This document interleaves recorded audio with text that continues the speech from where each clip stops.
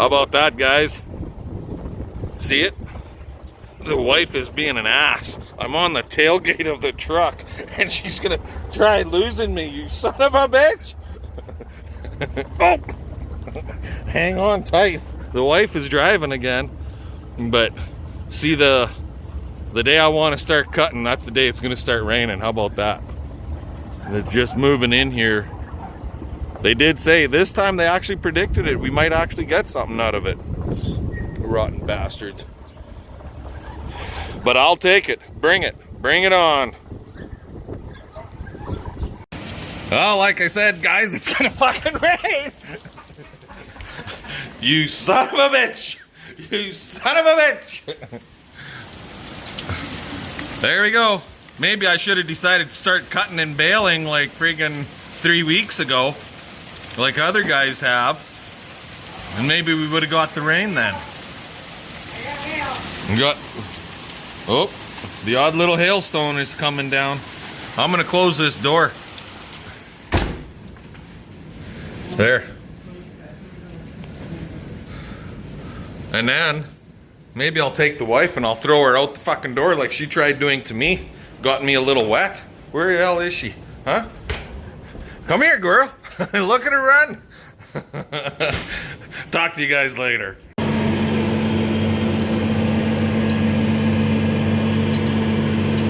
Yep, we got water puddles again, guys. Not real big ones, but we did get a shot of rain there. You saw that. How much rain did we get? 1/10 in about 10 minutes, 15 maybe. So it came down pretty hard, pretty fast, and we got 1/10. But why am I not cutting? Because you look at them there clouds, and she's getting pretty dark and blue to the west again. And according to the weatherman, who was right today, we're supposed to get another good shot here this evening. Not this afternoon, but this evening. They're saying that we could get as much, another 5 to 10 mils. Whether we'll actually get 5 to 10 mils, I don't know. But no point in dropping a bunch of hay on the ground, is my thought, if it's just gonna sit on wet ground and whatnot, right? So we're gonna hook up to this baler. I got the new tire on him, and we'll service him up good. And because this is the one that I do most of the baling with, I tend not to use that one as much. And so when I get out, I'll show you guys the difference between them. Alrighty, so here we are, we're somewhat hooked up. This is a 1000 PTO. It's not a 540. It's a small 1000. This is only a small tractor. It's a 125 horse tractor. If I wanted the big 1000, I guess we would get a 300 horse. But anyways, this baler is a 07. Yeah, this is an 07 BR780. It makes 5 foot wide, and just so y'all know, that is a brand new tire as of today, just this morning. $245 installed on the rim plus taxes, $276. But anyways, so this is an 07. We bought this baler used from Great Plains Auction, and we bought this baler, I'm trying to think, about 4 years ago, if I remember correctly. I know it was after we got this tractor, so we've had tractor for 5, so it'd be about 4 years ago that we got that baler. Maybe it was 5 years ago even. Initially we bought it as a backup for when this one breaks down, but then I decided to give it a whirl so I could make a little bigger bale, because he'll make a 5 foot wide by 6 foot high bale, and basically 1,800 pound bales. Now this one This baler, this is what I call my little baler. It's a 5 foot wide by 5 foot high baler. The biggest bale it makes is 5 feet high. Both balers have the exact same pickups on them. They're just a standard pickup. They're not the extra sweep or the extra wide or anything like that. So, but this baler is an 08. I bought it brand new in 08. It's a BR780. I don't know, I'd have to do some investigating, but I think I could do silage bales with this little guy. So I think, don't quote me on that. I'd have to check with the dealer and see what they say. But this baler right now, the way he sits, if I remember correctly, he has approximately probably about 5,000 bales on him. That guy, because this baler, the biggest difference between the two balers, this one is a bale command. So it's got the big monitor box on the inside that I can change all the settings and everything on the baler from inside the cab. That's on the 780. On this guy, this is called an auto wrap. This one, all you get inside the cab is how to fill the bale. So there's a little monitor box and two little digital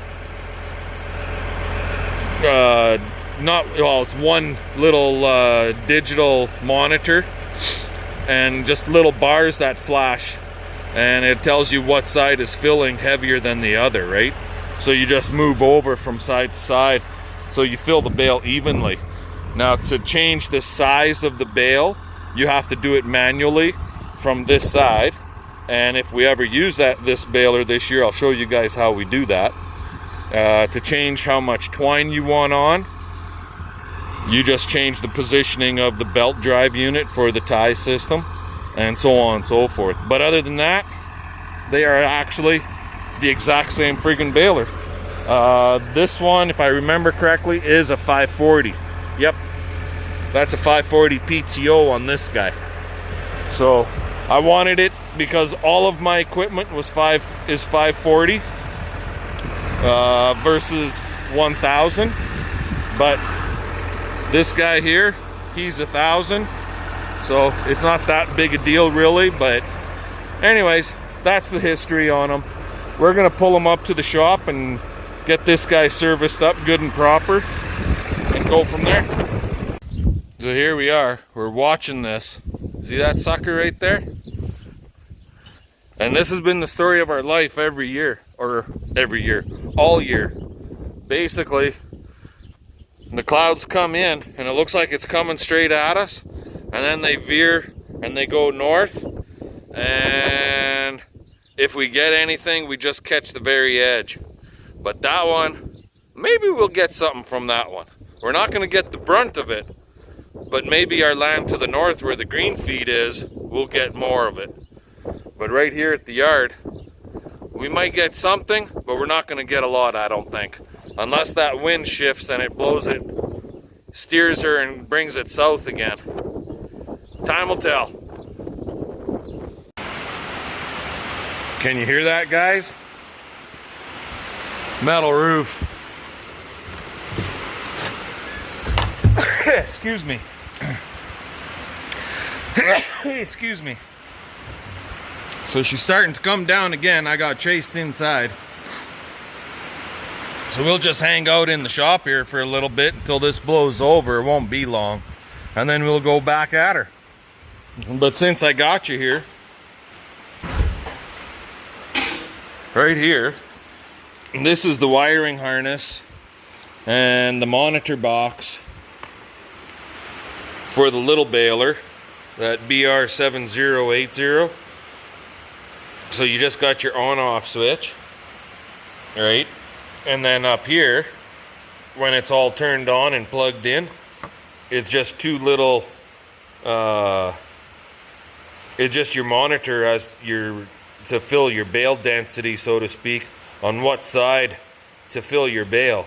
And then there'll just be these little bars that move up and down as you're filling your bale. And you just kind of watch that, and as one side is fuller, you got more bars on one side than the other, well then you just move over to the lower side, fill that up, and just move back and forth, left and right. So yeah, that's that one. The other monitor, and that's all the wiring for it. It's not much for wiring, really. It's all pretty light stuff, right? But the other monitor is in the tractor, and you see this great big huge line? That, all of this stuff. So I got to get all of this into the tractor for the monitor that goes to the baler that I'm hooked up to right now. She's a little bit more in-depth and a lot heavier duty and so on and so forth. And so this line goes to the baler outside. This line goes to the monitor in the cab. This is our power source. And there's 2 negative sources on it. And you got to have everything hooked up just right. Otherwise, nothing will work. How's that sound? But anyway, that's her. Okay, talk to you later. Okay, guys, so we're back out in the pasture. And you see those little... See this right here? It goes up like this. And then loops around. See that? And then there's another kind of a trail right there. Stuff like that. Well, those aren't cow trails. If you look out there, here, let me zoom in a little more. There, you can see that a little better now. See all those little trails? Those are gopher friggin' trails. That just tells you, you know you got a lot of fucking gophers. Hey. When you even have what looks like a cow trail in your fields. You got a lot of gophers. It's terrible. So we got the baler almost all put together. I've got a leaky hose. He went down on you, babe? Yeah, you moved the truck. Oh. So I got to go in tomorrow to the city in the morning. So I'll get a new hose made up, and we'll put that on the baler. The wiring is all hooked up and ready to rock and roll. We greased them. I missed 2. I got to do the PTO shaft. So there's 5 grease nipples on the PTO shaft, and then 1 grease nipple in the tie arm. And I can hear the little suckers chirping out there, but I can't see them. And the sun is at the wrong angle. So yeah. The other day we were gonna come out here and have some fun blasting a few gophers, and our friggin' cows crowded into the far north corner between the pasture and the green feed and popped a bunch of the staples out, and the wire fell on the friggin' ground, and of course the whole goddamn herd, all 30 whatever head is out here, plus calves, ended up in the green feed. But they really didn't even touch the green feed. They weren't hungry. I don't know what the hell they were crowding in the corner like that for. But they were all right up here, because there's a gate right there and the cows know it. So we just came out, opened the 2 gates, and they went straight to the friggin' dugout. Went out and we patched up those wires, re-stapled them, stretched them a little tighter, and the cows are back out in the bush fence right now.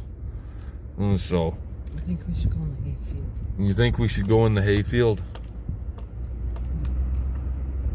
If that's what you call that thing. Okay. So. Oh, fuck. That was a rock. Yep. And if you guys are wondering what the towels are all on the dash here for, so when you're shooting, you don't fill your friggin' air vents full of friggin' empty 22 shells.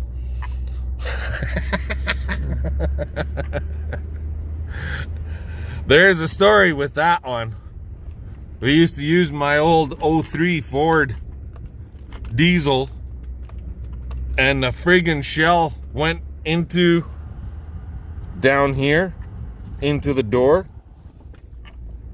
and lodged in the door handle. This similar handle, but this is we're talking about an '03 F250 Super Duty diesel, a power stroker. Anyway, couldn't open the friggin' door from the inside. I figured I broke the friggin' handle. So I phoned up the Ford dealership and told them to fix it. And they said, just bring it in. Well, here there's a 22 shell lodged in the friggin' door handle on the inside. Like a dumbass, I should have took the door apart myself, but... $200 later. Yeah, $200 later to pull a 22 shell out of the friggin' door handle so that it would work again. Anyway, guys, fun. Anyway, I want to let you go. Comment, subscribe, and let's get her done.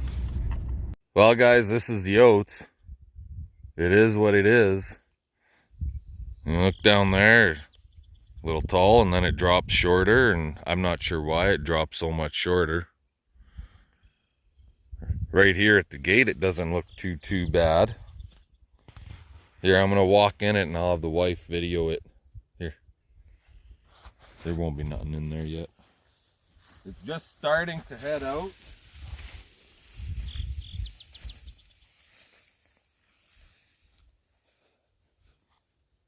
So it's yay high. Right here anyways. It'd be nice if it was up here.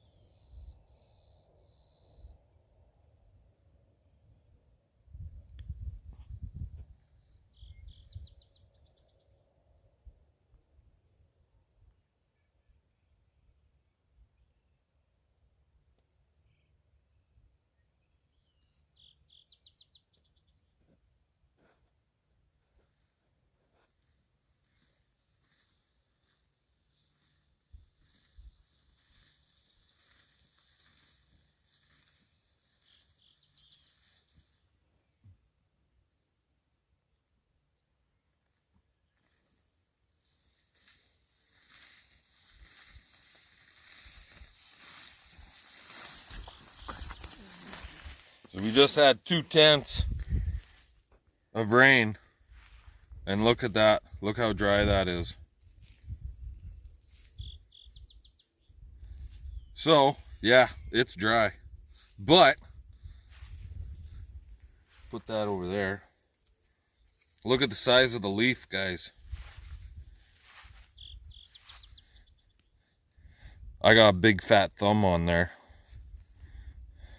So, if you can make that out, you got a quarter or something on you?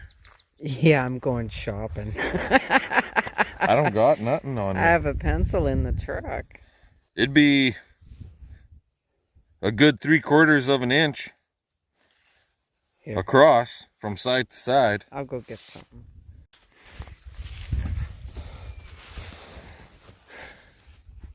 But that's the field at home, guys. Now, keep in mind, this field was fertilized with basically almost 80 pounds of fertilizer, mostly nitrogen.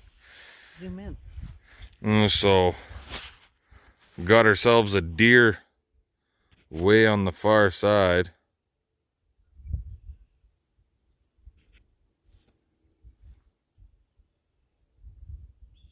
Where'd he go? There he is.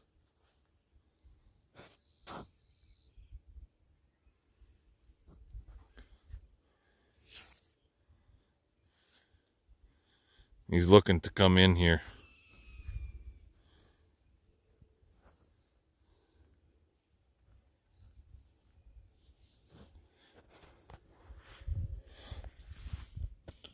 Here, put the leaf on top of the lighter. You guys all know how thick a lighter is from side to side, right? So it's up there.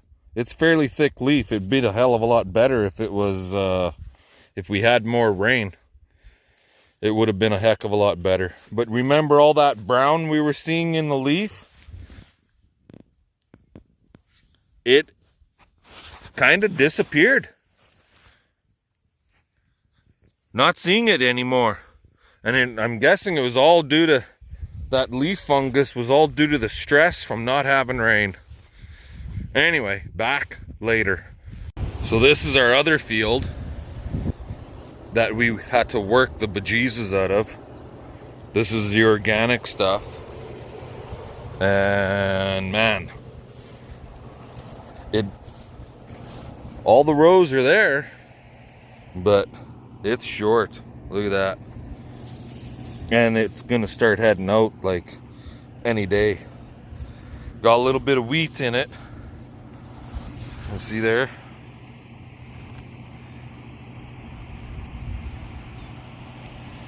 Lots of weeds. A little bit of volunteer wheat, but nothing is overly tall.